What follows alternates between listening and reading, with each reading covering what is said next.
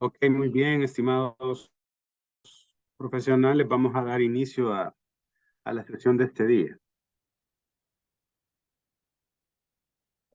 En primer lugar, pues mencionarles que es un verdadero gusto para mí estar nuevamente acá frente a ustedes y en esta segunda sesión de este módulo número 8, denominado Familia y Derechos Humanos.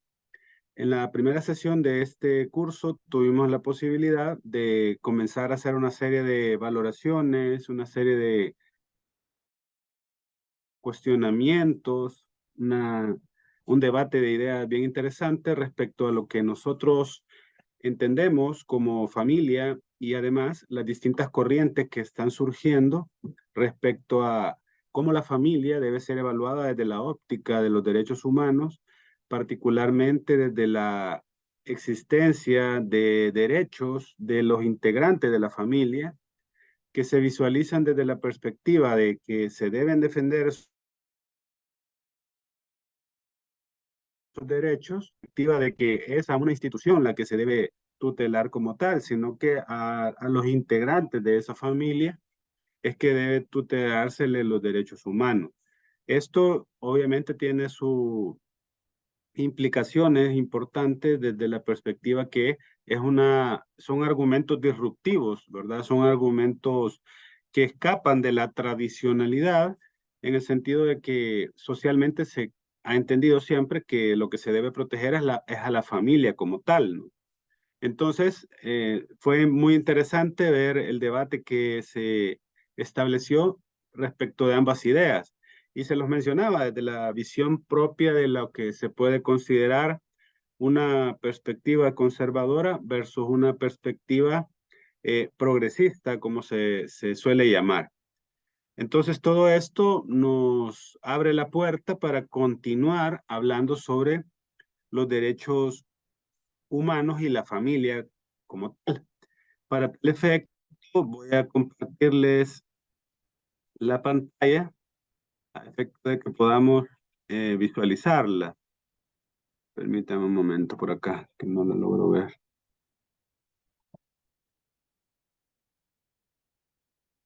Permítame.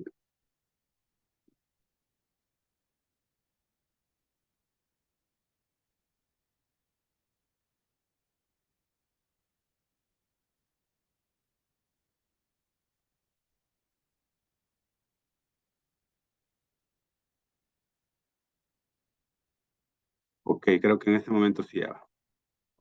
Vamos a ver por acá. Acá está. Muy bien. Me dicen ustedes si logran visualizar la diapositiva, por favor. Sí se ve. Ah, perfecto. Muy bien. Entonces, en la última sesión, como ustedes recuerdan, se estableció ese debate respecto a esta reconfiguración de la institución familiar, respecto a la importancia creciente que ha ido surgiendo de la individualidad y de la protección de los derechos del individuo, que parte de esta visión de derechos humanos. Estuvimos platicando sobre eso y sobre una supuesto plan globalista que existe al impulsarse esta visión. Entonces, esa fue la última parte de la sesión anterior, así que ahora vamos a dar inicio a lo que tenemos preparado para este día. En primer lugar, vamos a hablar ahora de la familia matrimonial y las diversas formas familiares. Aquí debemos señalar que la regulación de la familia que de forma tradicional se ha regulado, básicamente establece los siguientes líneas, digamos, y es básicamente el tema de aspectos que han ido surgiendo novedosos, son el tema de las uniones de hecho, el de la familia ensamblada, las uniones de idéntico o análogo sexo, los grupos convivenciales, entre otras formas familiares. Entonces, aquí es donde aparece el choque, digamos, va a depender mucho de la perspectiva que nosotros lo visualicemos esto. Y parte desde la visión tradicional de esta familia a una visión que va englobando la tutela de derechos de personas que no ingresan al prototipo de familia que tradicionalmente se ha establecido. Entonces, aquí nosotros debemos partir de la idea que la sociedad ha establecido ese modelo tradicional de familia, que es el de padre, madre y sus hijos, ¿verdad? Entonces, todas las personas que no tenían o que no ingresaban o que no cumplían esos requisitos de esta familia tradicional quedaban excluidas y eran mal vistas dentro de la sociedad. Eso ha sido, digamos, el escenario de todas estas personas que no lograban llegar a ese ideal. Entonces, las personas que se unían en lo que se denomina una unión libre eran mal vistas, eran prácticamente acusadas porque qué pasaba ahí, que no se habían casado, cómo era posible que estuviesen viviendo bajo esas condiciones. Entonces, si ustedes observan, cada una de estas tipos de familias están fuera prácticamente de ese ideal. También el tema de la familia ensamblada, que son familias que se unen luego de haber terminado una relación que, que fue fracasada. Entonces, esa familia ejerce precisamente funciones como familia, pero vienen cargando, digamos, la historia o historias de las relaciones anteriores. Estas historias particularmente tienen que ver con el tema de hijos, ¿verdad? Pero funcionan como familia. También las uniones de personas de idéntico o análogo sexo y los grupos convivenciales, entre otros. Aquí, si se fijan, es una situación muy actual.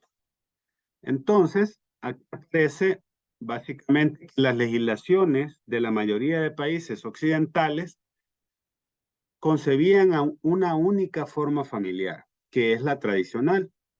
Entonces, esta familia matrimonial entre un hombre y una mujer, básicamente lo que hacen es excluir al resto.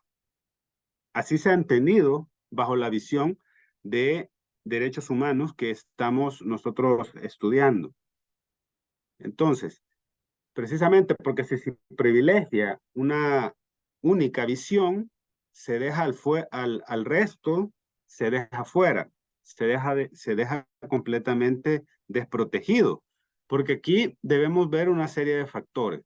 El hecho de que exista una, una protección para una forma de familia y una desprotección para el resto, eso tiene consecuencias jurídicas muy importantes y consecuencias sociales, consecuencias culturales. ¿A qué me refiero con esto? No olvidemos que el derecho, desde una perspectiva filosófica, tiene que ver mucho con la cultura. Entonces, desde el mismo momento que el derecho, la norma jurídica, la ley, los parlamentos, los jueces y todas estas simbologías jurídicas que forman parte de un sistema no tutela los derechos de cierta parte de la población, eso impacta mucho en la manera en que esta población es percibida por el resto de personas en una sociedad. Entonces, se parte desde la perspectiva de los derechos humanos de que eso no es posible que continúe aconteciendo, porque estas personas de igual manera deben ser tutelados sus derechos, así como las personas que integran una, una relación matrimonial o una relación. Entonces, aquí vemos que lo siguiente, la tendencia mundial actualmente es de tolerar a estas otras formas familiares.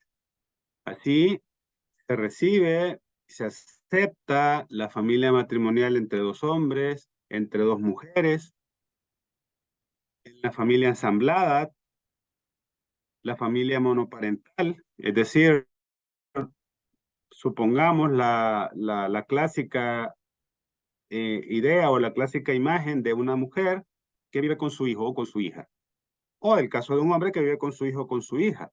Entonces, ahí estamos bajo esa visión. También las uniones de hecho o convivenciales de distinto o igual sexo y otras formas familiares. Entonces, lo que se propugna con estas ideas es que exista aceptación y tolerancia a estas diversas formas familiares. Estoy convencido que este es un tema polémico, ¿verdad? Es un tema que puede generar mucho debate. Sin embargo, bajo una perspectiva que cada quien tenga una visión de estos temas, lo que sí es importante que nosotros como abogados tengamos, más allá de, como les menciono, de algún prejuicio o de alguna consideración bien particular que se tenga sobre estas formas familiares, lo que nosotros no debemos olvidar, la perspectiva que no debemos olvidar, me parece a mí, es el tema de la cuestión de derechos. O sea, veamos el tema de los derechos. Entonces, eso nos va a permitir visualizar de una forma más tolerante y más respetuosa a todas estas formas familiares que de igual manera merecen protección. Muy bien.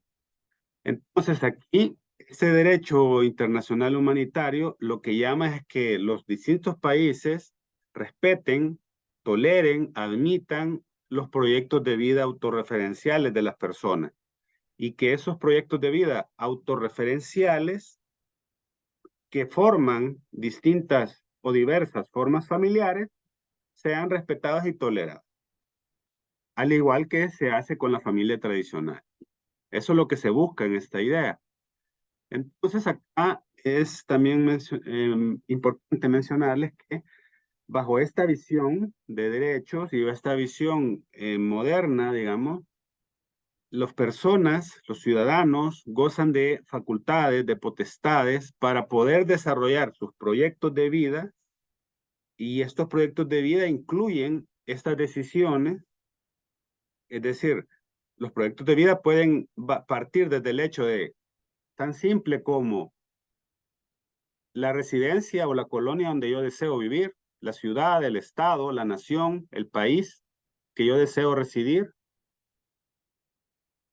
el tipo de trabajo que yo deseo realizar. Por ejemplo, una persona puede decir, miren, a mí no me gusta estudiar, yo lo que quiero es poner un negocio. Perfecto, lo hace y y la libertad le permite eso. No está obligado a seguir una carrera universitaria o no está obligado a seguir determinada carrera universitaria que le impongan sus padres, por ejemplo, sino elegir. Por mucho que el papá sea un connotado abogado, que su sueño es que su hijo o hija sean juristas, pero resulta que la hija o el hijo no desean ser eso, sino que desean ser poetas, desean ser cantantes o desean ser médicos. Ahí está la libertad de elección. Entonces ahí es donde se habla de este proyecto de vida diferencial. Entonces, la vida, estos proyectos implican una serie de decisiones, como los ejemplos que les menciono, pero dentro de esas también está el tema de las relaciones familiares que deseen cultivar. Entonces, ahí esta libertad va implícita un factor importante y es el rol que el Estado va a tener en este tipo de relaciones. Entonces, si existe una libertad plena para que el individuo tome decisiones, el Estado no debería interferir en estas decisiones. Entonces, no debería impedir ni restringir el contenido de ese ejercicio de la autonomía personal. Y esto es una situación bien interesante porque incluso en la jurisprudencia mexicana, por ejemplo, se ha desarrollado un principio muy importante, un derecho más bien muy importante, que es el derecho al libre desarrollo de la personalidad, en lo cual está implícito todos estos aspectos que estamos mencionando. Entonces, es un derecho que la jurisprudencia desarrolló y explica eso, o sea, el hecho de que cada persona desarrolle un proyecto de vida conforme lo desee, conforme lo estime, conforme considere que es lo mejor para sí. y que ese proyecto de vida debe ser respetado por el resto de personas y también por el Estado. Muy bien. Entonces, dentro de todo este escenario que estamos viendo, este escenario moderno, vamos advirtiendo una serie de detalles. Uno de ellos es una serie de principios también. Uno de ellos es el principio de verdad y transparencia, en el cual básicamente la exigencia es de estructurar en el derecho las relaciones familiares con completa nitidez, sin modificar la realidad de su origen ni de su desarrollo, de manera que si se operan cambios en la relación familiar, estos cambios sean transparentes y la persona pueda siempre acceder a conocer el origen, como lo hemos mencionado en la clase anterior, el derecho a conocer el origen y además conocer la evolución de una determinada relación familiar. Esto es parte de los derechos humanos que se van relacionando con la familia en la actualidad. Entonces, luego también tenemos otro derecho que es sumamente importante, como es el derecho a la identidad. Aquí el principio de la verdad básicamente tiene que ver con el aspecto filiatorio, como lo hemos estudiado, como lo hemos advertido. Así, sobre este punto debemos señalar que la identidad va a integrar un núcleo central de lo que se denominan derechos personalísimos de la persona humana, del ser humano. Entonces, esta identidad tiene que ver con muchísimos aspectos que son de trascendental importancia para la persona, precisamente porque la identidad tiene tres grandes grupos donde se manifiesta el aspecto biológico, el aspecto social y el ámbito jurídico. En esos tres aspectos que son interdisciplinarios se manifiesta ese tema de la identidad que estamos abordando. Entonces, este derecho a la identidad, debemos decir también, dentro de la historia o de la biografía personal de cada individuo, esta verdad histórica no debe ser presumida, es decir, no debe ser supuesta o que nosotros consideremos que debe ser así, sino que debe estar relacionada con aspectos reales. Debe estar, no debe ser ni manipulada, no debe ser ignorada. Esta verdad histórica se dice incluso, más allá de que sea difícil o sea muy dolorosa, o incluso que la persona no la soporte, es el punto inicial de una construcción sana y genuina de la identidad personal. Entonces, esto es un aspecto importante. Entonces, se dice que un sistema jurídico que priorice, perdón, la búsqueda, la vigencia y la consolidación del derecho constitucional humanitario no puede establecer normas que impidan o contradigan la construcción de la identidad personal, tanto en su faz o en su vertiente estática como en su vertiente dinámica de cada uno de esos integrantes. Entonces, aquí es donde vamos advirtiendo, vamos viendo cómo esto tiene su fundamento en esta situación que les estoy comentando. Entonces, aquí vamos a los elementos identificativos de la persona natural. Debemos señalar que, en principio, en el tema de identidad, se parte de la identidad biológica. Como lo ha dicho la autora Lloveras, este es el derecho que tiene toda persona de poder conocer su propia génesis, su procedencia, es decir, permite reencontrarse con una historia única e irrepetible. Cada persona, cada uno de nosotros tiene una historia que la diferencia del vecino, del amigo, de los familiares, y esto es fundamental para la persona humana. Entonces, este tema de la identificación o de los elementos identificativos, tenemos lo que se conoce como identificación estática. Esta identificación estática hace referencia al sexo que una persona tiene al nacer. Es decir, un bebé nace varón o nace niña, ¿no? Entonces, Entonces, esta es la identificación estática. Entonces, aquí, ¿qué tiene que ver el Estado con todo esto? Bueno, aquí, en esta etapa, el Estado se encuentra obligado a suministrar documentos de identificación que sirvan para singularizar a la persona. En el caso salvadoreño, podemos decir que eh, eh, recientemente, hace un año aproximadamente, se estableció el número único de identidad que va en la línea de lograr establecer desde que la persona nace, desde ese mismo momento, ya va a tener un número de identidad, que es el mismo que va a utilizar cuando cumpla 18 años de edad y ya sea ciudadano o ciudadana y pueda de esa manera ejercer sus derechos políticos y derechos ciudadanos. Entonces, esta es la identificación estática. Luego pasamos a otro escenario donde está la identidad dinámica. En este básicamente se refiere al género con el cual la persona se identifica. En este caso, en general, ¿verdad? Por regla general, las dos facetas, tanto estática como dinámica, coinciden en una persona. No obstante, hay personas, hay individuos en los cuales esta situación no acontece, no sucede. Entonces, como puede ser el caso de las personas transexuales, que son aquellas que nacieron con un sexo, pero se sienten, se perciben, se autoperciben que pertenecen al sexo opuesto. Entonces, por lo tanto, ellos se identifican con un género distinto al que nacieron. Entonces, bajo este escenario han aparecido, por ejemplo, las operaciones de reasignación de sexo, y ello tiene sus implicaciones muy importantes, ya que esto significa que se va a vivir la vida desde un nuevo sexo. Entonces, esto obviamente es impactante para la persona desde el momento en que eso ocurre, pues va a tener que vivir una nueva vida, digamos. Entonces, acá debemos decir que respecto al derecho de identidad, esto prohíbe al Estado y a los particulares intervenir o incluso irrespetar la biografía de un individuo. Por lo tanto, al Estado se le prohíbe negar el nombre, la imagen, el estado familiar o la identidad de las personas.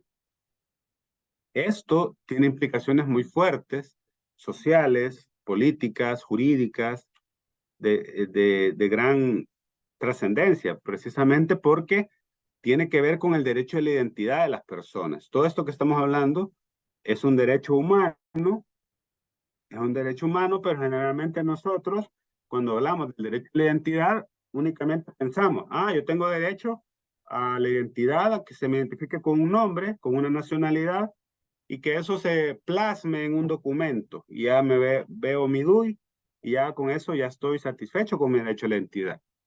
Pero esto, como vemos, es más amplio y también depende de la persona, de cómo lo perciba, cómo lo sienta, cómo lo experimente, dependiendo su derecho perdón, dependiendo de su identidad dinámica.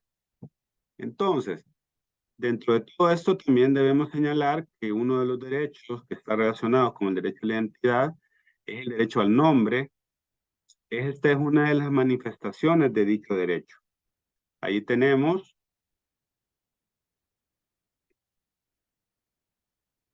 permítanme.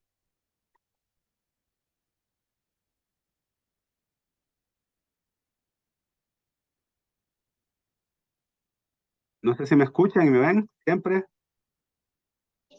Sí, Vaya, ok, perfecto. Gracias, gracias. Que por un momento pensé que se me había ido la señal.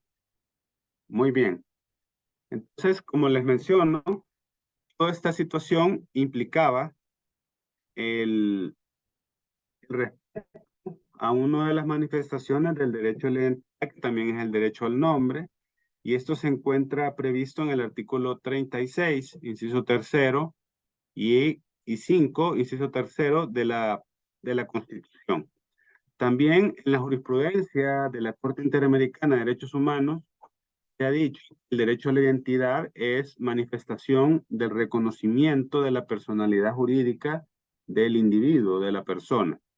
Entonces, acá debemos señalar que un aspecto que no debemos obviar es que todos los atributos de la personalidad pueden sufrir modificaciones. Es decir, no está escrito en piedra, no es algo que inmodificable, sino que en algún momento puede surgir modificaciones. Entonces, por eso es que nosotros vemos incluso que hay diligencias de cambio de nombre y están previstas. Ahora hablemos un poquito sobre el derecho a la identidad de género. Debemos decir que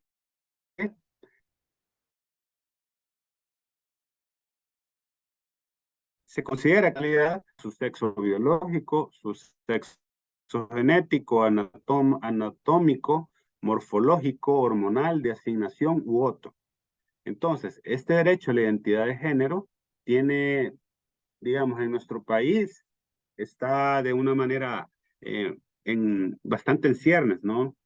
Distinto a otros países donde, por ejemplo, como el país líder, eh, digamos, de aspectos donde el Estado debe proporcionar incluso la posibilidad de que la persona que se desea hacerse incluso una operación, se le facilita todo para que se realice esa operación y además toda una estructura jurídica que sistematiza la posibilidad de hacer un cambio en su derecho a la identidad de género ya en los documentos oficiales y que esto sea muy expedito, que sea muy rápido y que no sea burocrático, ¿verdad? Como puede ser en otras latitudes. Muy bien. Entonces, este derecho a la identidad en El Salvador está previsto en el artículo 40 de la Ley Crecer Juntos, también en el artículo 9 de la Ley General de la Juventud, artículo 8 de la Convención de los Derechos del Niño, y con respecto a la identidad sexual, aquí obviamente es algo muy importante porque constituye para la persona un aspecto muy importante porque tiene que ver mucho con su intimidad y con su identidad, cómo se percibe, cómo enfrenta todo este tipo de manifestaciones que tiene que ver también con sus relaciones sociales, ¿verdad? Y afectuosas también, afectivas. Entonces tenemos también dentro de todo esto el derecho a conocer el origen. Aquí observamos que el artículo 139 del Código de Familia nos dice lo siguiente, abro comillas, el hijo tiene derecho a investigar quiénes son sus progenitores. Este derecho se transmite a los descendientes del hijo y es imprescriptible. En este caso se admite todo tipo de pruebas. Entonces, esta es la base legal de este derecho que hemos señalado ya en reiteradas ocasiones y que es sumamente importante para la identidad de la persona. Entonces, cuando nosotros pensamos, yo quiero saber quiénes son mis progenitores, esto es relevante porque la persona lo puede ver normal. Digamos, si una persona estuvo con sus padres desde muy pequeño, desde que nació, y continuó en ellos en su adolescencia y hasta en su madurez, no pasa, no pasa de ser algo normal. Sin embargo, para las personas que no han tenido esa experiencia, resulta sumamente vital, casi como un objetivo de vida, el hecho de conocer quiénes han sido sus progenitores. El hecho de, incluso uno sabe, dentro de su propia experiencia, uno piensa, yo tengo esta manera de ser porque me parezco mucho a mi papá, dice uno, o me parezco mucho a mi mamá. Entonces, esa es una situación que a uno le da un sentido en la vida. Estoy comprendiéndome por qué reacciono de esta manera, o por qué soy, o por qué tengo esta cualidad, o tengo o este defecto, digamos, por poner un nombre. Uno lo sabe porque tiene una historia que la puede examinar, pero las personas que no han tenido esa posibilidad, digamos, en ese momento se transforma en un objetivo pleno de vida el conocer de dónde provienen, el conocer quién fue su padre, quién fue su madre, No importa las condiciones en que haya surgido el tema de la separación y por qué la persona no convivió con ellos. Entonces también están los artículos 148 y 150 que nos hablan al respecto. Además, el artículo 40 de la ley Crecer Juntos, que como sabemos es la ley que vino a derogar la, la LEPINA, la ley de protección integral de la niñez y la adolescencia, que durante más de una década estuvo protegiendo, tutelando la niñez y la adolescencia en nuestro país. Muy bien. Dentro de toda esa historia que estamos ahí nosotros desarrollando, aparecen otra serie de derechos, como son los derechos sexuales y reproductivos de la persona humana. Aquí debemos señalar que los derechos sexuales y derechos reproductivos son considerados actualmente por algunos como derechos humanos, que básicamente incluyen el derecho de toda persona a vivir y tener control sobre su sexualidad, incluida la salud sexual y reproductiva, y de esa manera poder decidir de forma libre y responsable sobre todas estas cuestiones sin coerción, sin discriminación y sin violencia. Derechos sexuales y reproductivos. Indudablemente son derechos humanos, debemos señalarlo, son derechos humanos.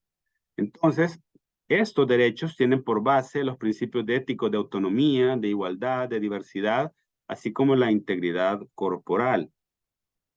Entonces, sobre los derechos sexuales y reproductivos debemos señalar que todos sabemos, todos estamos conscientes que el ámbito sexual de la persona constituye un factor que es absolutamente determinante en el desarrollo de la personalidad de los individuos y por lo tanto es una parte, una columna vertebral de la dignidad humana que es inherente a toda persona. Entonces, el ejercicio de los derechos sexuales y reproductivos, un correcto ejercicio, da como resultado una tutela de derechos humanos. Entonces, por ejemplo, ustedes saben que dentro de los derechos sexuales está el hecho de decidir, por ejemplo, el que una persona decida con quién desea tener relaciones sexuales. Esa es una facultad, es una libertad, es una autodeterminación que la persona hace. Dentro de este libre desarrollo de la personalidad que hemos hablado, puede existir el hecho, y se los pregunto también a ustedes, el que una persona decida no ser monógama, sino que tener varias parejas. Eso sería un ejercicio de un derecho sexual como lo hemos visto, o considerarían ustedes que eso sería un desenfreno que estaría en contra de estos derechos. ¿Cómo lo visualizan ustedes?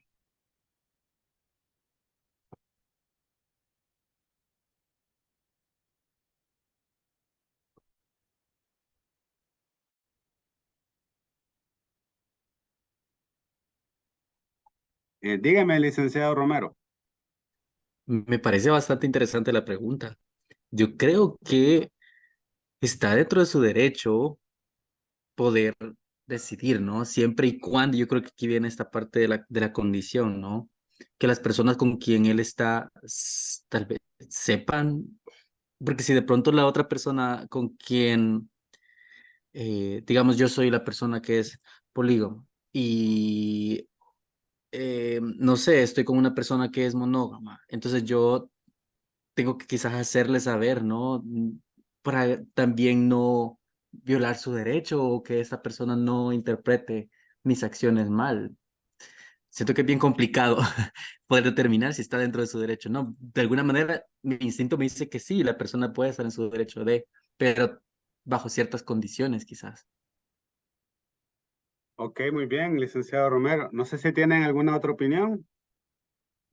Noches, Julia, siempre el usuario de mi esposo, pero ya, Ok, buenas noches, licenciada Julia. sí. Sabemos que el tema de la moralidad es la vara que a veces mide nuestras acciones. El derecho Sí, nos controla las acciones, pero la moralidad, yo he llegado a pensar que está en un punto de asimetría. Entonces, como lo decía el compañero, si una persona tiene esta cualidad y otra no, pero llegan a un acuerdo, no sé en qué punto pueden llegar a un acuerdo porque claramente si piensan diferente no van a llegar a una conclusión, considero. Pero en cuanto al derecho sexual y reproductivo, todos tenemos siempre y cuando pues tengamos la mayoría de edad, tengamos la posibilidad de decidir si vamos a reproducirnos o no, con quién, cuántos, o sea, ese es un elemento, pero la parte del texto dice, tiene por base los principios éticos, es donde menciono la moralidad. Entonces, es un tema complejo, yo no sabría dar una respuesta específica, sino que depende de las personas y al aspecto moral, en algunos casos religiosos, por así decirlo, que también es otro elemento que influye en la autonomía de las personas, viéndolo desde ese punto. Sé que en El Salvador, o no sé si yo no conozco a alguien que lo hayan condenado por tener hijos con varias mujeres, o hayan condenado a una mujer por tener hijos con varios hombres, o por lo menos yo no lo sé. Si saben de algún caso, sería interesante con alguna cultura además de la islámica, ¿verdad? Eso sería mi aporte. Más que todo es una ok, opinión así. licenciada. Ok, licenciada Julia, muchas gracias por su aporte. Es bien interesante porque en este tema no hay, y como lo han planteado muy, muy bien ustedes, no hay, digamos, blancos o negros, ¿verdad? Es una línea gris. Interesante porque en muchas ocasiones incluso los tribunales les toca pronunciarse sobre esto. Les comento que en México, por ejemplo, hubo un caso que llegó a conocimiento del más alto tribunal, que es la Suprema Corte de Justicia de México, en el cual la persona, el demandante, señalaba que se le había causado un perjuicio a su honor, a su integridad, y había sentido un profundo dolor en virtud, este demandante era un hombre en el cual él con el paso del tiempo se dio cuenta que la esposa que eh, tenía varias parejas, o sea, tenía relaciones sexuales con diferentes personas y que todo eso le había generado una vulneración a su derecho al honor, ¿verdad? El hecho que la gente hablaba de él, ¿verdad? Entonces, él solicitaba una indemnización por los daños morales que eso le había causado. Entonces, fue interesante, o sea, ahorita se lo resumo de una manera, ¿no? Es interesante ver que la Suprema Corte comienza a desarrollar una serie de conceptos donde se establece que cada persona tiene una esfera que nadie puede ingresar en ella. Es decir, el hecho de que una persona decida guardarle fidelidad a otra, lo que nosotros entendemos por fidelidad, esa es una decisión autónoma, o sea, la persona elige. Yo elijo ser fiel, como también el que es infiel elige ser infiel, ¿verdad? Es una elección, o sea, las personas tienen la posibilidad de tomar decisiones. Entonces,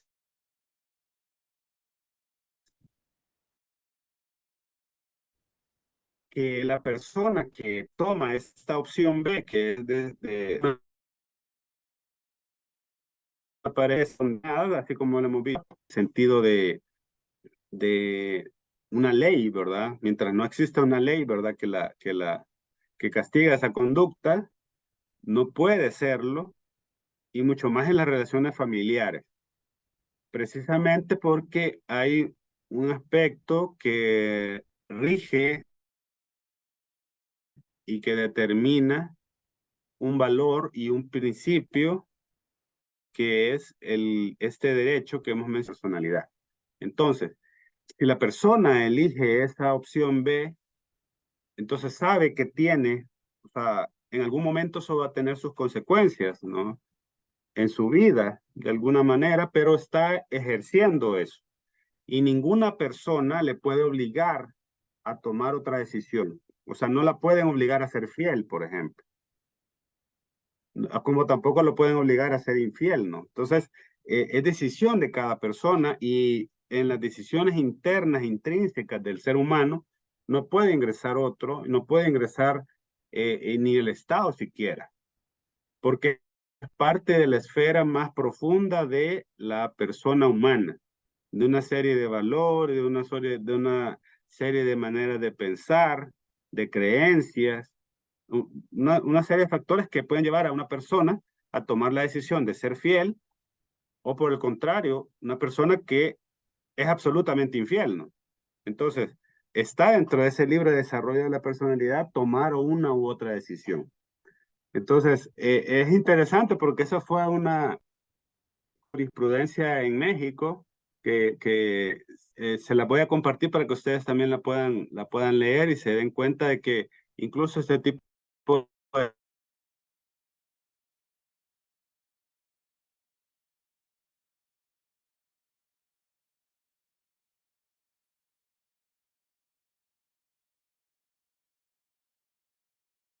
temas llegan a las personas también dentro del ejercicio de sus derechos reproductivos, tienen derecho a decidir, ya sea en sentido positivo o en sentido negativo, respecto de si se reproduce o no. Si ustedes recuerdan, bueno, al menos las personas de mi generación, crecimos con eso, ¿verdad? Que el ser humano nace en las etapas de la vida del ser humano es nacer, crecer, reproducirse y morir. Así, esta fue la idea, ¿verdad? Con la cual mi generación creció y muchos de ustedes supongo que también. Sin embargo, ahora está dentro del tema de los derechos reproductivos de que una persona únicamente nacer, crecer y morir. Puede saltarse esa etapa de precisamente porque es parte de su elección, es parte de su posibilidad de elegir. Si partimos de la idea de que buscamos la libertad y la libertad de la autonomía de poder decidir, eso implica también la facultad de decir, yo no quiero ser padre, yo no quiero ser madre. Como también existe la libertad de decir, yo quiero tener un hijo o quiero tener, como dicen coloquialmente, la parejita, un niño, una niña. El punto es que cada persona se haga responsable de su decisión y que su decisión provenga, que no sea por presión social, que no sea por presión familiar, que no sea incluso por roles que deben cumplir. Y esto es bien interesante, fíjense, porque cuando uno analiza socialmente, incluso esto, no solo jurídicamente, uno observa que hay muchas personas que bajo ese concepto de que se debe nacer, crecer, reproducirse y morir, y por alguna circunstancia no logran, digamos, a veces condiciones físicas que no le permiten, digamos, a una persona, digamos, en el caso de la mujer, quedar embarazada, o en el caso del hombre, que su esperma no logra, ¿verdad?, generar un embarazo. Entonces, eso es muy duro, pues es una situación muy difícil, muy compleja, y existen tratamientos, se someten a todo eso con el objeto de lograr cumplir ese sueño. Hay distintos casos, hay personas que desean eso, hay otras personas que no, ¿no? Entonces, pero hay personas que a lo mejor es por presión social, ¿no? O sea, no, o sea, yo tengo que tener hijos porque a eso he venido, pues, al mundo, ¿verdad? También tengo que tener hijos. Entonces, hay una presión, más que deseo, es una presión. Entonces, lo que se busca con esta perspectiva es que cada persona se haga dueño de su vida. Y es muy partiendo desde la perspectiva que no se limita a si yo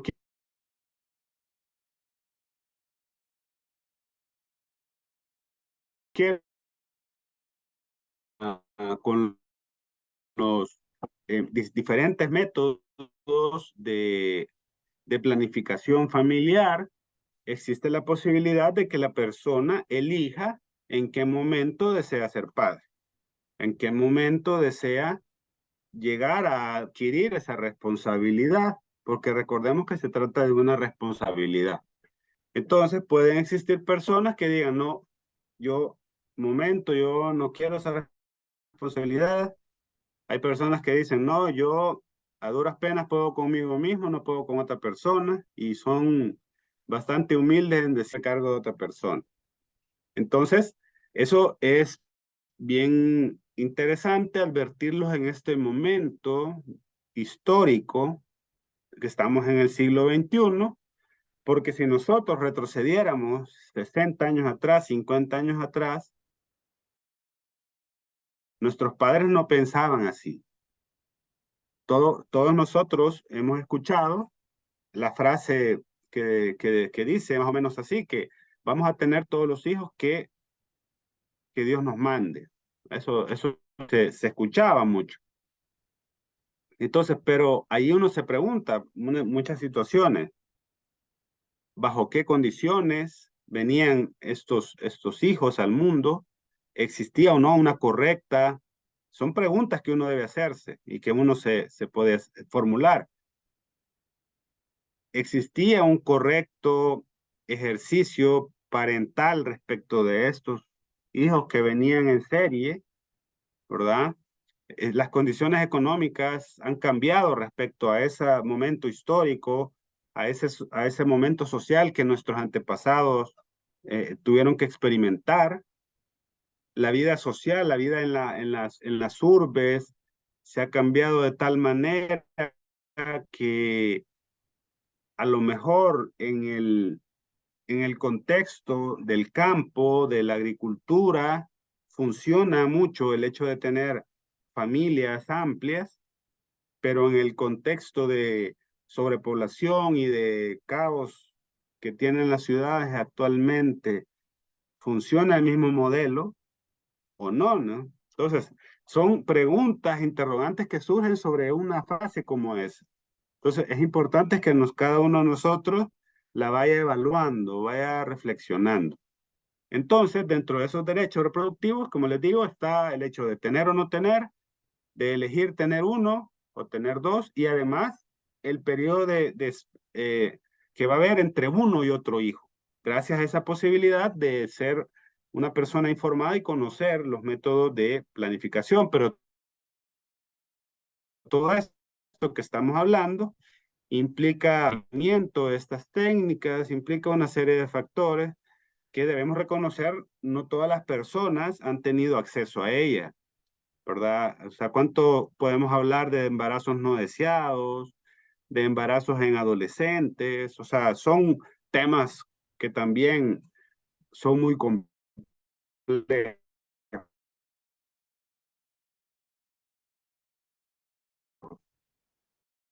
Pero en aspectos básicos,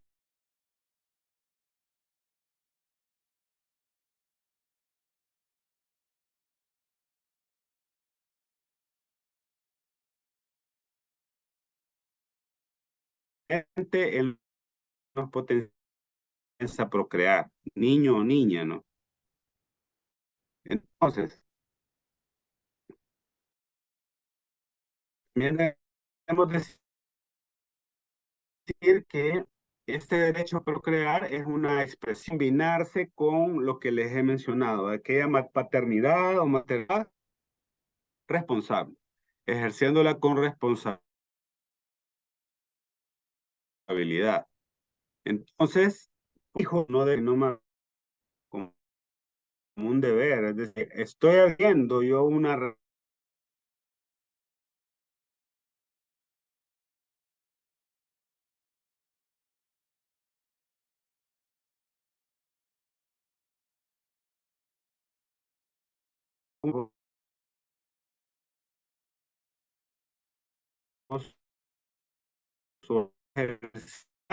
de derechos sexuales.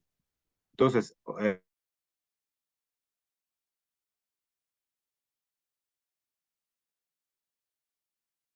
hay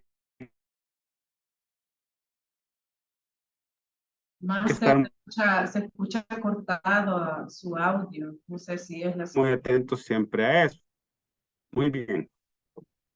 Luego de ver esto, vaya, permítame, voy a verificar.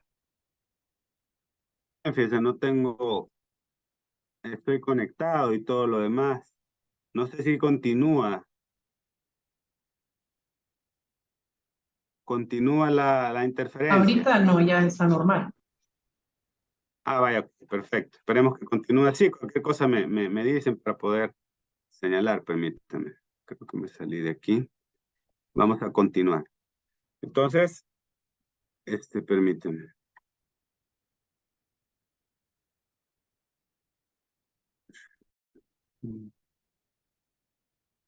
Me dicen si logran ver la diapositiva.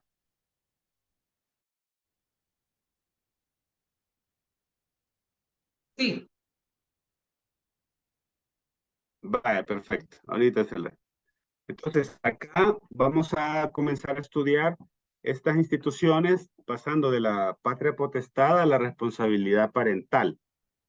Debemos señalar que la capacidad progresiva, este concepto de capacidad progresiva que los ordenamientos jurídicos modernos le han concedido a los niños, niñas, adolescentes, es obviamente, eso va a reformular el contenido de la institución ancestral, digamos, que era la patria potestad, y se cambia de esta patria potestad que era básicamente el ejercicio, el poder de los padres respecto a sus hijos, pasamos a otro escenario, que es el escenario de la responsabilidad parental, en el cual los niños, niñas, adolescentes van a ser un centro de atribución de derechos y la función de los padres va a ir en la línea de que el niño, niña, adolescente pueda desarrollar, pueda ejercerlo de una forma correcta. Entonces, aquí ya hemos hablado del poder de decisión que va implícito en la autonomía de la voluntad. Sin embargo, aquí la autonomía de la voluntad de los padres se encuentra restringida por una figura muy importante, que es el interés superior del menor. Entonces, de igual manera, la autonomía de la voluntad de los niños, niñas, adolescentes debe estar analizada, debe estar circunscrita a, a su capacidad progresiva, es decir, a la madurez que van mostrando cada uno, en cada niño, en cada situación particular. Entonces, aquí vemos que en este razonamiento plena una autonomía de la voluntad por sobre los niños, niñas o adolescentes, sino que estos se encuentran condicionados a ejercerla de forma exclusiva para salvaguardar los intereses preferentes y prioritarios de los niños, niñas y adolescentes. Entonces, esto es un cambio completo, es una revolución. Debemos entenderlo como una revolución. Entonces, bajo este escenario que estamos planteando, los niños, niñas y adolescentes básicamente van a poder ejercer una autonomía de la voluntad que anteriormente, décadas atrás, era impensado, con el objeto de que ellos mismos puedan administrar sus propios intereses, teniendo obviamente en cuenta el grado de madurez que yo les he mencionado, que se va a analizar dependiendo de su desarrollo físico, de su desarrollo psíquico y de su desarrollo espiritual. Muy bien. Entonces, esta responsabilidad parental concibe que exista una plena igualdad de los padres y que no debe haber discriminación de ninguno de ellos en el deber de educación de los hijos. Es decir, que ambos padres deben participar activamente en la educación de sus hijos. Esto, como nosotros lo sabemos, implica también un cambio de mentalidad. ¿Por qué? Porque generalmente se ha estimado que la encargada de cuidar a los hijos y de educarlos es la madre. Ese ha sido como el escenario tradicional. Sin embargo, ya hemos visto que con una serie de modificaciones sociales que han existido y económicas que han obligado también a que la mujer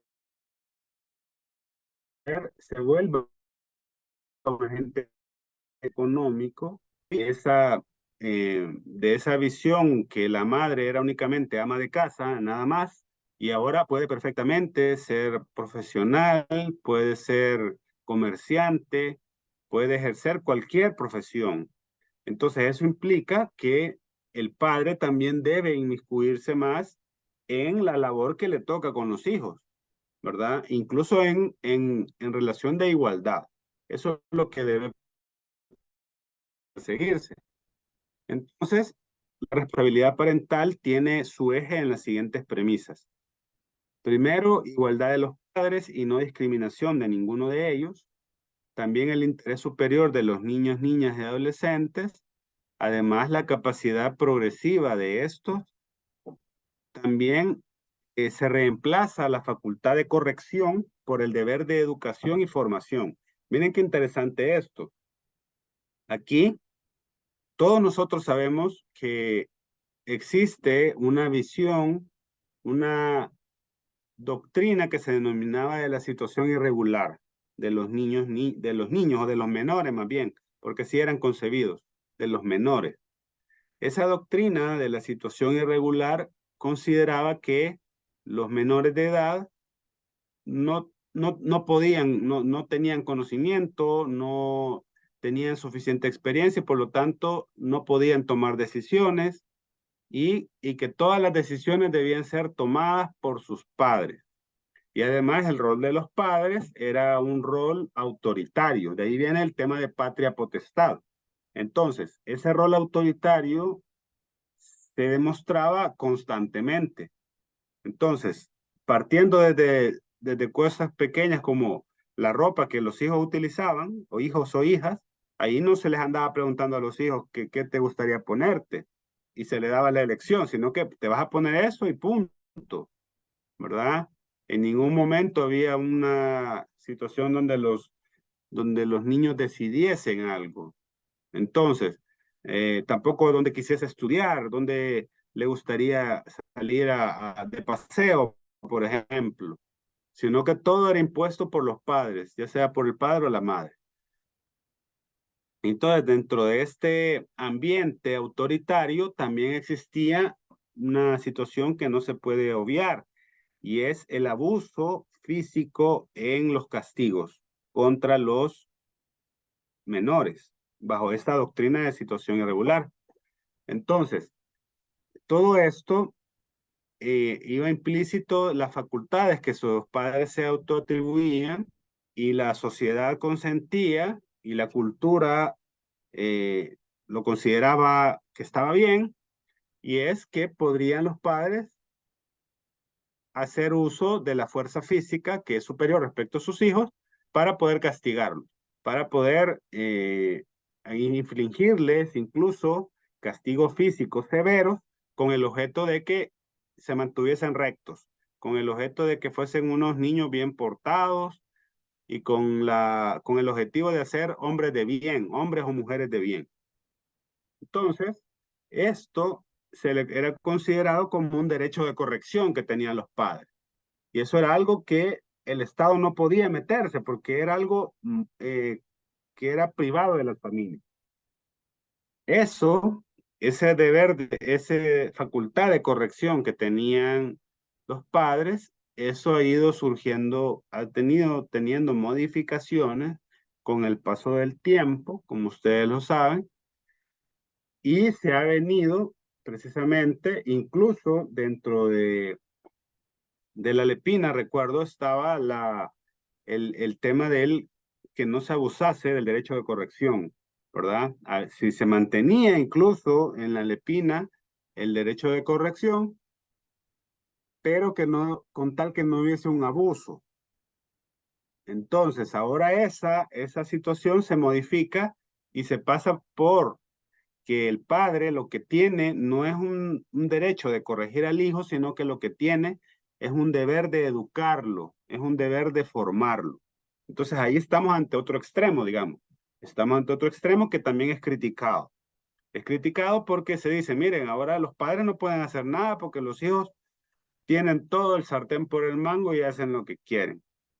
Entonces, también surgen esas críticas. Supongo que las habrán escuchado. Entonces, pero es el nuevo escenario. Es el nuevo escenario normativo, es el nuevo escenario cultural que se está plasmando en las relaciones paterno-filiales. Entonces, dentro de este principio del interés superior del niño, niña y adolescente, debemos decirlo, una tendencia mundial y que indudablemente es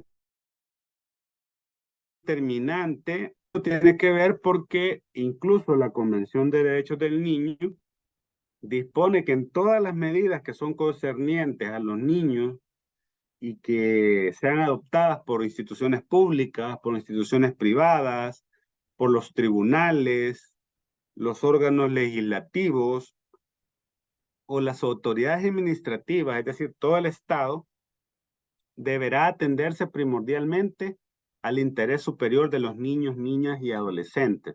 Ese concepto, que es un concepto jurídico indeterminado, vamos a ir viendo que tiene un contenido muy importante. Entonces, este interés superior, como lo vemos, se trata de un principio rector de la Convención de Derechos del Niño y básicamente tenemos que entenderlo como un interés que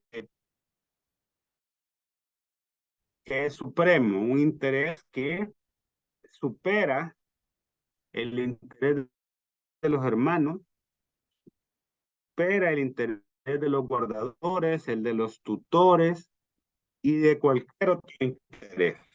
Lo que privilegia es el interés del niño, niña o adolescente. Podemos entender el interés superior como lo para este niño, para primacía del niño, niña, por lo tanto, en toda tiene que dividir Maestro, perdone que lo interrumpa. los derechos. Dígame, No sé si tal vez dígame. la cámara le puede mejorar la calidad de la red.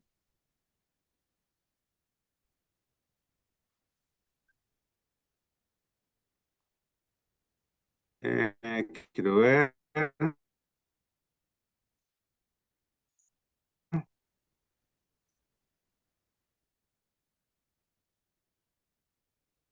Espérame, la calidad de...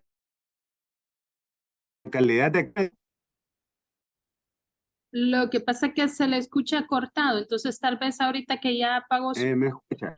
un poquito la señal y ya no se escucha así. Vamos a probar. Vaya. Me dice, me dice si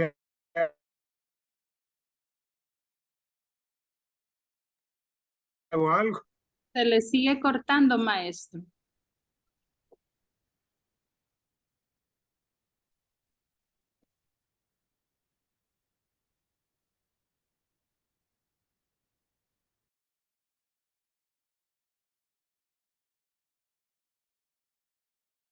Dice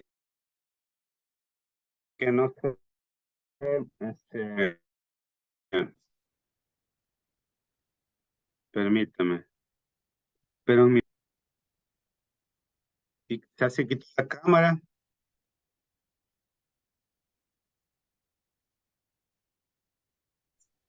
No sé si alguno de los participantes nos confirma o seré yo la que lo escucho cortado, pero la verdad sí, este último bloque no se le entendió. Sí, se escucha cortado. Sí. Vaya, permítame. Permítame un momento.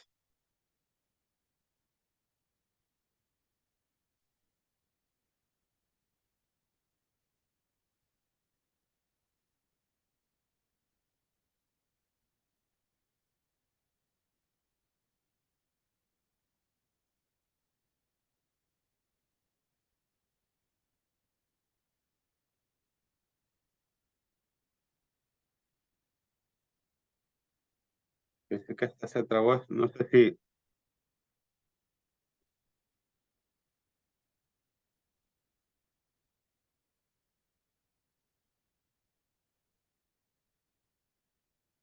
me logra ver. Sí lo vemos, maestro, pero se traba su cámara y también se le traba el audio. No sé si está conectado a través de cable o... A ver. No, fíjese que es de Wi-Fi que está aquí. Ahorita le escuchamos perfecto. Pero, vaya, ok. Perfecto, pero vamos a ver. Solo que yo ya no me veo a usted, no sé qué hice, pero Nosotros sí yo no me visualizo, pero vamos a ver. nosotros sí lo vemos. Vaya, ok. Muy bien, entonces, ok, perfecto. Entonces, continuando con las disculpas del caso por el incidente del internet, pero vamos a continuar.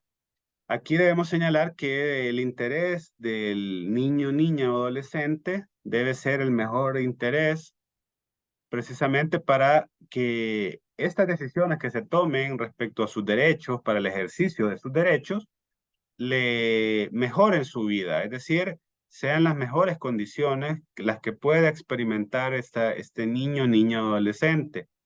Entonces, lo que se va viendo es la protección que debe tener este niño en todas sus etapas vitales, en todas sus etapas etarias, a efecto de que logre su máximo desarrollo. La visión que está en respecto al interés superior es que la persona o el niño sea completamente la mejor versión que pueda llegar a ser. Entonces, solo permítame que se trabó esto, fíjense. Permítame.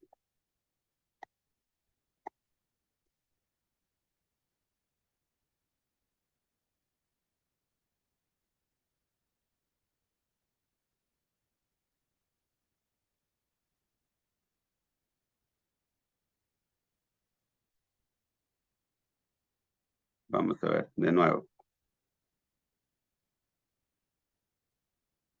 Muy bien. Me dicen si logran ver. Sí se ve. Sí, se ve. Ok, perfecto. Muy, muy bien. Entonces aquí lo de la perspectiva del interés superior del niño exige que se protejan sus derechos, ¿verdad? Al final eso es lo que se redunda en esta expresión, que el interés superior es el ejercicio correcto de los derechos del niño, niña o adolescente. Entonces, esto va a permear a todo el ordenamiento jurídico entendido desde el sistema jurídico, desde el sistema legislativo, desde el sistema administrativo, siempre tiene que estar en cuidado el interés superior del niño, niña o adolescente. Entonces, cuando un juez recibe un caso y está en juego un ejercicio de un derecho de un niño, debe resolver siempre en virtud del interés superior del niño. Entonces, por ejemplo, si se está dilucidando un aspecto sobre el cuido, guarda y crianza del niño, entonces ahí el juez debe verificar qué decisión es la que mejor tutela el interés superior. De igual manera, cuando se trate de algún análisis técnico que se haga de una situación del niño, debe visualizarse ese interés superior. También cuando se trate de algún psicoterapeuta, este también debe visualizar el interés superior del niño. De igual modo, cuando está en presencia un expediente, en el caso de un operador jurídico, debe verificar el mejor interés en esa decisión que se va a tomar, como también en el ámbito legislativo. Los operadores legislativos, al momento de redactar una pieza de correspondencia, una normativa, etcétera, un decreto, deben tener en cuenta también el mejor interés superior, que con esa normativa se logre proteger este interés. También cuando exista una política pública, debe ir enfocada al interés superior del niño o adolescente. Es decir, si se fijan, cualquier operador de todo el sistema legal debe estar siempre previsto, debe tener en cuenta siempre ese interés superior. Muy bien. Ahora pasamos a otro tema y son los deberes y derechos del matrimonio. Aquí debemos señalar que, se los hago de su conocimiento, existe una corriente que expresa que la concepción rígida de los deberes emanados del matrimonio desconoce una realidad que es la familia matrimonial en su faceta actual. Se señala al respecto lo siguiente, que cada matrimonio puede concebir los deberes de una forma distinta, aplicándolos y desaplicándolos según su propio ámbito de intimidad. Entonces, en este escenario se argumenta que no existe ninguna razón válida para evitar que los matrimonios pacten, y se pone entre comillas, formalmente lo que ya ejercen en la práctica. Entonces, esto es una visión muy polémica, ¿verdad? Si se quiere, de lo que nosotros entendemos como matrimonio de forma muy tradicional. Entonces, bajo este escenario debemos señalar que esta corriente señala que si los deberes personales que implica el matrimonio y que prevén las legislaciones está en contraposición a la libre autonomía de la voluntad de las partes, esto debería considerarse seriamente por el legislador. Así se señala en este escenario que la base del matrimonio obviamente está implícita en cada uno de estos, en cada proyecto de vida, en cada una de las familias, y que no resulta necesario y que incluso es contrario a esta visión de la libertad que los legisladores impongan un proyecto de vida, de cómo debe ser una auténtica familia o cómo debe tener desarrollado todos los elementos en este grupo familiar. Entonces, estos autores, Gil Domínguez, Fama y Herrera, expresan los libros, anticipamos nuestra convicción acerca de la necesidad de eliminar la consagración de los derechos del matrimonio que podría materializarse tras la ruptura matrimonial en una ante una desigualdad económica manifiesta, dicen estas autoras. Aquí es importante ver que ellas alegan de que debería existir una consagración o sea, una eliminación de estos derechos deberes del matrimonio. O sea, una situación bastante, como les menciono, discutible y polémica. Entonces, se señala, más que todo bajo el argumento de que la libertad individual debe ser el eje rector de la formación de todo proyecto de vida que los integrantes de la familia deseen formar, deseen establecer. Entonces, este es como esa corriente. Sin embargo, hay otro argumento que señala lo siguiente, que el orden público está concebido para responder a una escala de valores. Les repito, el orden público está concebido para responder a una escala de valores. Entonces, se señala que este contenido de orden público tiene un sujeto al que debe proteger, que puede ser un individuo, una institución, un conjunto de valores o una serie de principios generales. Entonces, sobre esto se debate. Si estos individuos sujetos de protección, es decir, si la norma a mí me busca proteger con los derechos deberes del matrimonio, pero si yo en uso de esta autonomía de la voluntad, producto de mi libertad individual, decido prescindir de estos deberes personales, y si el código lo que ha hecho es buscar una finalidad de protección para los individuos, se dice, se sostiene por esta corriente que los deberes personales no tendrían razón de ser y por lo tanto podrían ser dispensados o eliminados. Entonces, bajo este escenario, los sujetos de protección y la finalidad que se persigue con la norma,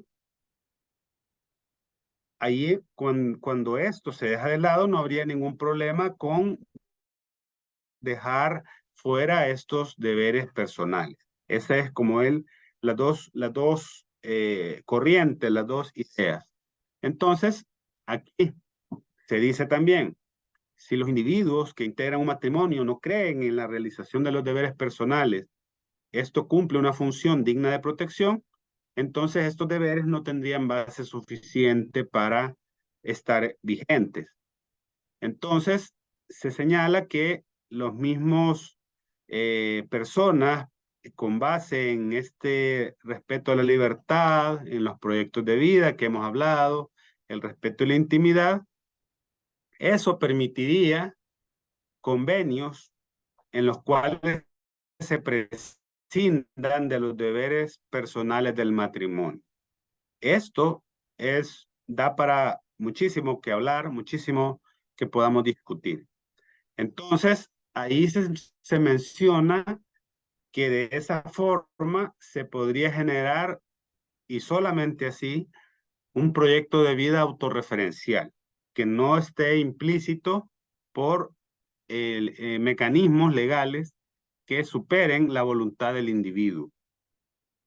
Entonces, bajo esta perspectiva, cada familia, cada matrimonio viviría su realidad, pactara ese compromiso, concibiría su proyecto, forja su destino, y desde ahí estas personas podrían comenzar a desarrollar estas vivencias, estos pactos, estas concepciones y estos destinos, y de esa manera respetar la voluntad de los integrantes de la relación familiar. Donde debo señalarles que aparece la otra figura que les paso a explicar, y es el orden público en materia familiar, el orden público en materia de familia. Básicamente se conceptualiza como un conjunto de principios, un conjunto de valores y normas que regulan las relaciones jurídicas entre los miembros de una familia con el objeto de proteger sus derechos e intereses, así como los de la sociedad y el Estado.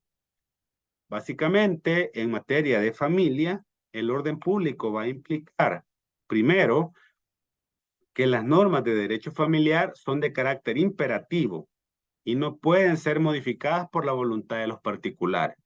Entonces, esta primera regla del orden público familiar iría en contra de esa visión que les he mencionado, que existe esa corriente que se señala que la libre autonomía de la voluntad implicaría que si una pareja desea dejar fuera los deberes del matrimonio, podrían hacerlo en un pacto, en un convenio.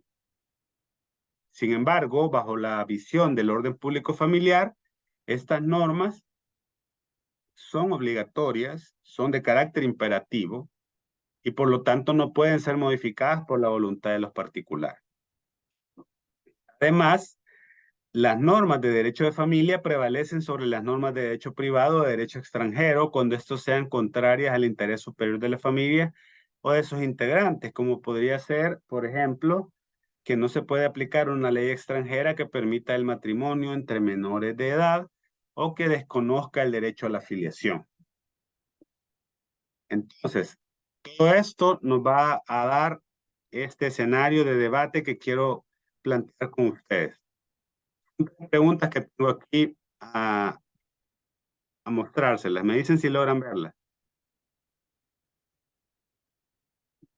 Sí se ve. Ok, perfecto. Las leo.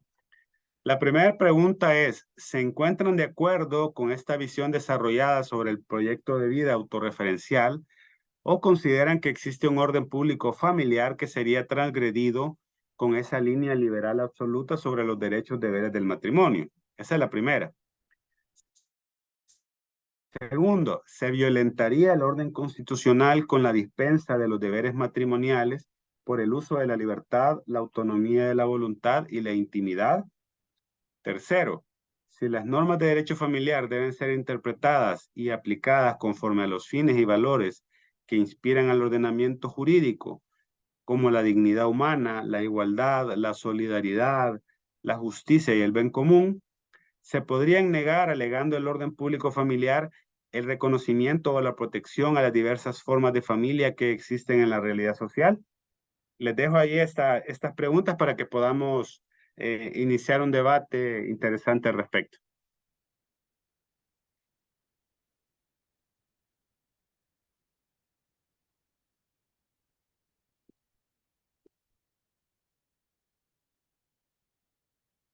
¿Qué les parece esta teoría del proyecto de vida autorreferencial? O si están de acuerdo en que debe prevalecer el orden público familiar.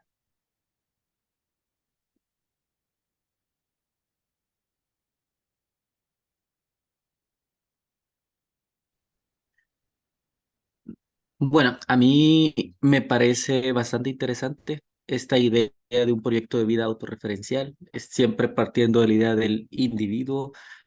Estoy como muy de acuerdo en esto porque creo que es necesario precisamente el respeto al derecho, ¿verdad?, individual y que sea pactado entre la pareja. Creo que, como lo mencionaba, cada pareja vive una realidad, vive su realidad interna y a partir de los derechos individuales de cada uno de ellos llegan a acuerdos que les permiten precisamente alcanzar sus metas en conjunto y de manera satisfactoria, pues, porque al final de eso se trata también el hecho de tener derechos y demás, que podamos estar satisfechos y una vida plena. Ok, muy bien.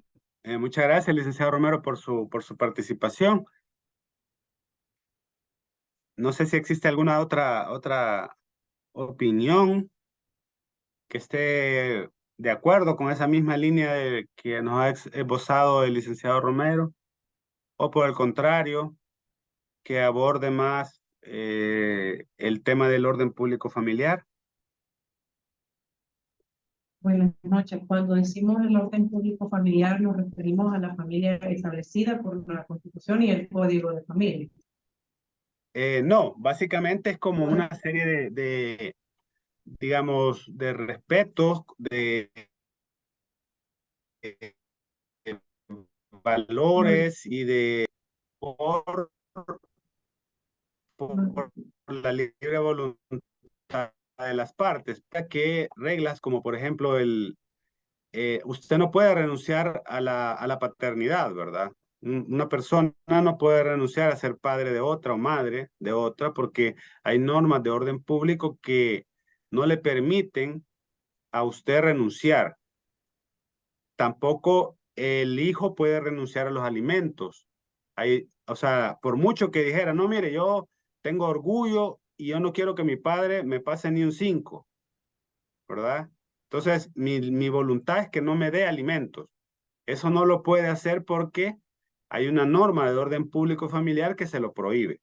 Entonces, de igual manera, aquí sería que los derechos, deberes del matrimonio, como por ejemplo la fidelidad, el vivir juntos, el proyecto de vida en común, etcétera, son derechos, deberes, o sea, es decir, son derechos que nosotros podemos exigir a la otra persona.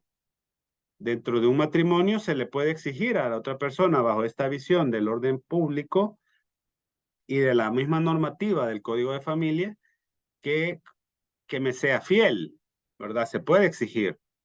También que vivan juntos, porque la idea se entiende que es que persigan un proyecto de vida en común y para ello es necesario que vivan juntos.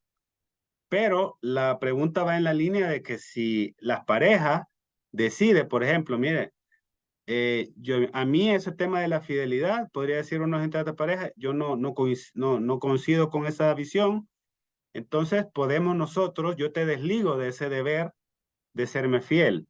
También te desligo del que tengamos que vivir juntos. Podemos vivir yo en mi lado y tú en tu casa y yo por mi lado también. Entonces, son reglas que irían en contra, digamos, del derecho de ver que implica el matrimonio, pero que están en ese supuesto bajo la perspectiva de una libre autonomía de la voluntad. Bueno, ahora sí creo que entendí mejor, porque son varias preguntas dentro de la pantalla.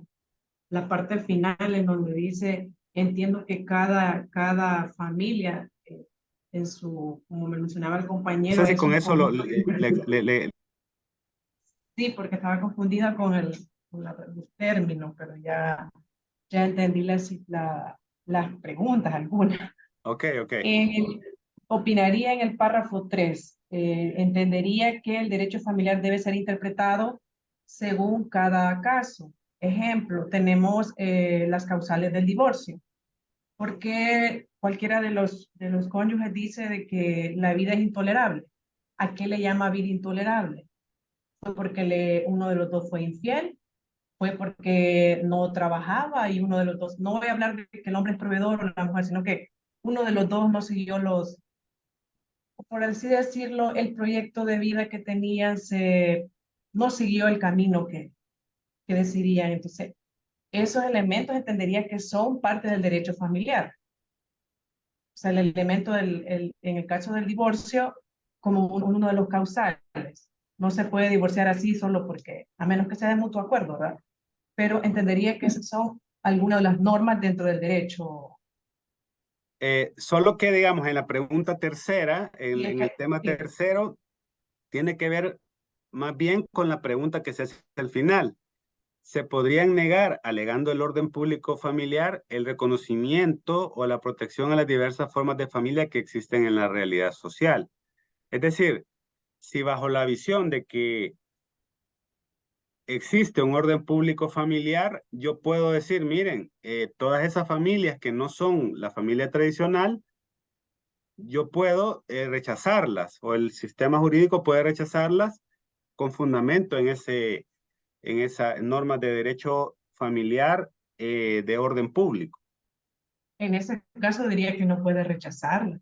Más bien creo que se debe de adaptar a estas nuevas formas de familia, porque así él lo entendería. No puede rechazarlas por el hecho de que la fuente que tiene es el derecho familiar tradicional. Así lo podría comprender. No puede rechazarlo, pero sí crear una atmósfera, que es lo que hacen. Es lo que hace la jurisprudencia. Son hechos nuevos que no se tenían y pues la jurisprudencia va resolviendo a medida que la realidad va cambiando. Pues diría que no se puede rechazar. La pregunta es cómo hacemos para unificar esa realidad con el derecho y que no se vea violentado ninguno de los dos.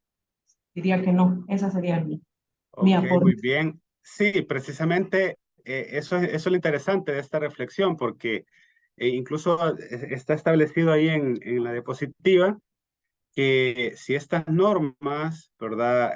Nosotros vamos a interpretar.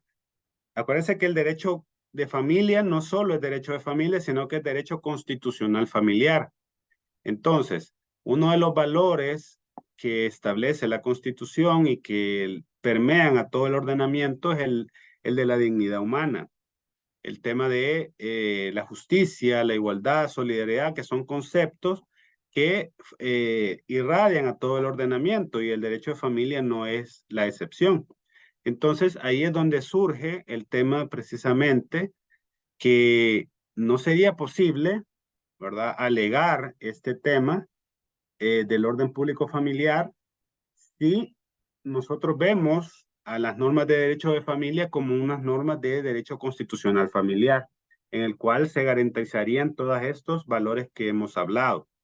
Entonces, ahí es donde, por el contrario, como usted muy bien, muy acertadamente señalaba, por el contrario, es con base en ese orden público y en esa visión del derecho constitucional que se deberían proteger a estas diversas formas de familia, ¿verdad? Precisamente porque la Constitución prohíbe, tiene un principio de no discriminación.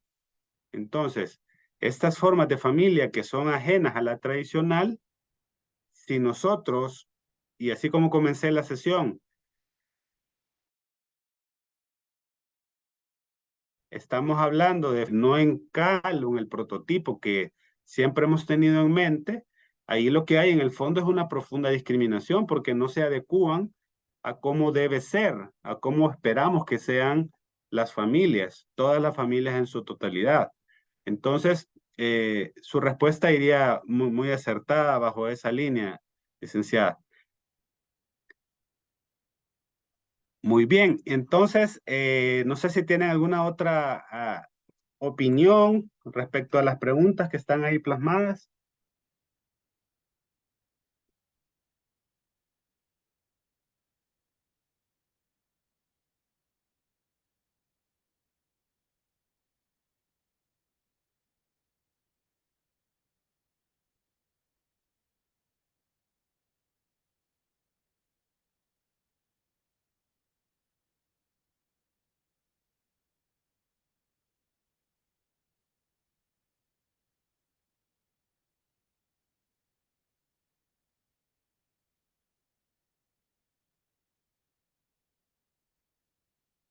Ok, bueno, muy bien. Ya ahorita creo que ya estamos ya en la fase final, ¿verdad? Les dejo estas ideas, estas reflexiones para que a mí me gusta plantearles las dos caras de la moneda, ¿verdad? Y que cada quien saque sus propias conclusiones sobre esta temática y que sirva para el argumento, ¿verdad? Ya sea a favor o en contra. Lo importante es que nosotros vayamos viendo, siempre y como se los mencioné en algún momento de la clase, desde una perspectiva de derechos, nosotros como juristas, como abogados, debemos visualizarlo, más allá de una opinión bien personal que tengamos sobre una determinada temática. Y por eso es que estos temas que estamos viendo, pues yo soy consciente de lo polémico que pueden llegar a ser, pero lo importante es que nosotros los logremos debatir en una sociedad democrática con respeto, con una perspectiva amplia y de esa manera podamos llegar a cumplir la misión que nosotros estamos llamados a realizar,